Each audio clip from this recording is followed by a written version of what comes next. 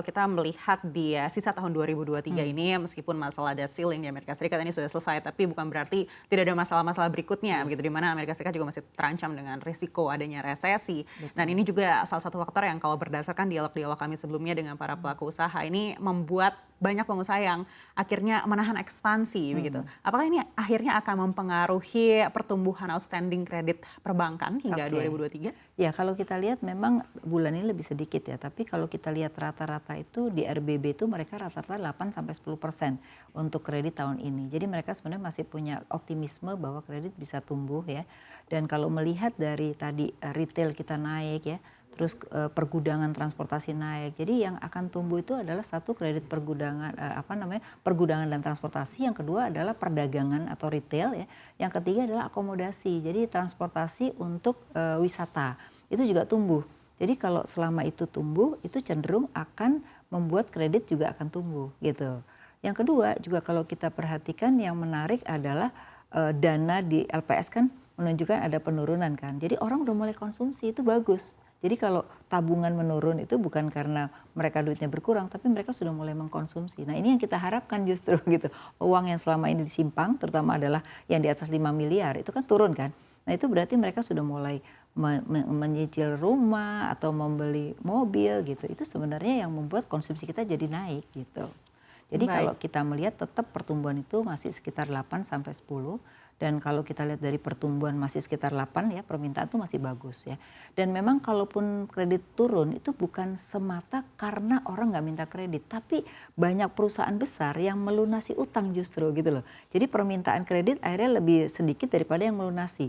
Jadi banyak perusahaan go public untuk bayar utang, banyak perusahaan ngeluarin obligasi untuk bayar utang. Nah ini yang tidak kelihatan di sini. Jadi kredit tetap tumbuh sebenarnya, tapi karena hitungan outstanding itu adalah total kredit ditambah kredit baru dikurangi yang bayar, sehingga kelihatannya seolah-olah kreditnya tidak tumbuh. Itu sih sebenarnya. Baik, salah satu dialog kami dengan salah satu perbankan, nah Mm. Ibu Afi mengatakan kalau masalah pelunasan yang lebih awal ini Yes. akhirnya menjadi masalah juga di bank tersebut begitu. Kalau Perbanas Betul menilai sekali, seperti apa? betul sekali.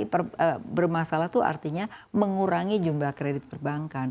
Tapi kan yang harus kita lihat secara keseluruhan adalah ekonomi. Secara ekonomi kan perusahaan juga mau efisien dong, menyelesaikan utang supaya mereka bisa menggunakan untuk pinjaman lagi untuk modal kerja, atau mereka go public supaya mendapat dana murah. Jadi karena sekarang kan di pasar modal juga dimudahkan orang untuk go public kan, sehingga mereka juga ingin mendapatkan dana lebih murah karena mereka cukup dengan dividen, tidak dengan bunga yang cukup mahal gitu. Jadi mereka dalam kondisi bunga naik biasanya cenderung itu, tapi nanti kalau bunga udah turun mereka cenderung biasanya akan melakukan pinjaman lagi gitu.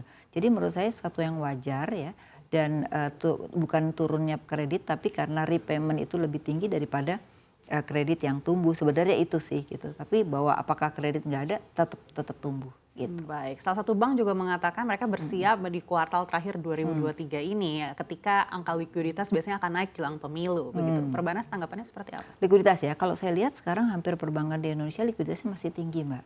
Itu bisa kita lihat bahwa berapa besar dana obligasi pemerintah yang dipegang oleh bank. Itu artinya itu likuiditas gitu. Jadi dengan likuiditas yang tinggi, maka cenderung mereka masih punya kapasitas untuk memberikan kredit ya. Tinggal sekarang adalah kelayakan dari kredit itu sendiri ya.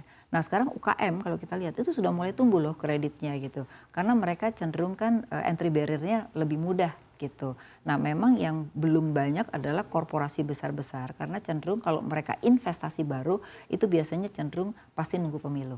Tapi kalau dia investasi untuk meneruskan produk yang ada, itu cenderung jalan terus gitu. Jadi saya tidak terlalu, atau kami tidak terlalu khawatir dengan pertumbuhan kredit yang terhambat.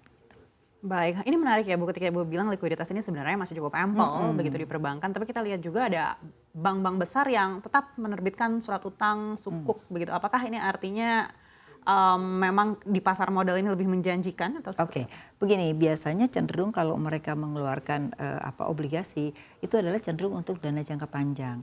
Karena kalau dengan tabungan atau deposito itu kan lebih jangka pendek, padahal mereka mungkin ingin membiayai infrastruktur atau mereka ingin membiayai investasi yang lebih sifatnya jangka panjang, sehingga supaya tidak terjadi mismatch, maka cenderung mereka mengeluarkan obligasi. Itu cenderung seperti itu ya. Nah kemudian juga kedua, biasanya cenderung dalam kondisi ketidakpastian itu orang itu menempatkan dana tuh short term kan. Nah, padahal dana yang dibutuhkan untuk perbankan kan long term. Jadi kalau mereka mengeluarkan obligasi itu lebih mengamankan mereka untuk jangka menengah panjang gitu. Baik, tapi sebenarnya untuk jangka pendek ini masih bisa mengandalkan DPK seperti itu? Betul, kalau jangka pendek masih DPK masih cukup ya. Dan yang kedua dari obligasi, mereka membeli obligasi pemerintah itu masih cukup banyak. Dan itu kan biasanya nanti bisa dicairkan ketika kebutuhan likuiditas sudah mendesak. Itu sih. Baik, kembali ke bank yang mengkhawatirkan kalau likuiditas ini akan mungkin semakin tinggi jelang pemilu begitu. Apakah ini artinya masyarakat ini mungkin akan lebih wait and see, termasuk korporasi juga mungkin lebih wait and see jelang pemilu? Kalau kita lihat dari pertumbuhan ya, pertumbuhan kredit itu cenderung tadi, kalau investasinya itu cenderung perusahaannya yang sudah ada hanya dia menambah kapasitas produksi itu cenderung dia jalan. Tapi kalau dia misalnya dari perusahaan pabrikan dia pengen ngambil pertambangan itu biasanya cenderung lebih ditunda. Karena dia takutnya begitu izin udah oke nanti berganti presiden itu akan bermasalah. Jadi cenderung investasinya lebih yang kapasitasnya dinaikkan daripada investasi yang benar-benar baru gitu. Nah itu cenderung. Nah tapi saya melihatnya sih cenderung mereka sudah melakukan investasi cukup besar tuh di 2022 sampai 2023 awal gitu. Karena mereka cenderung masih ada izin yang bisa dilakukan gitu. Tapi ini kalau udah mulai semester 2 mungkin mereka juga mikir-mikir nunggu sampai 2024 gitu.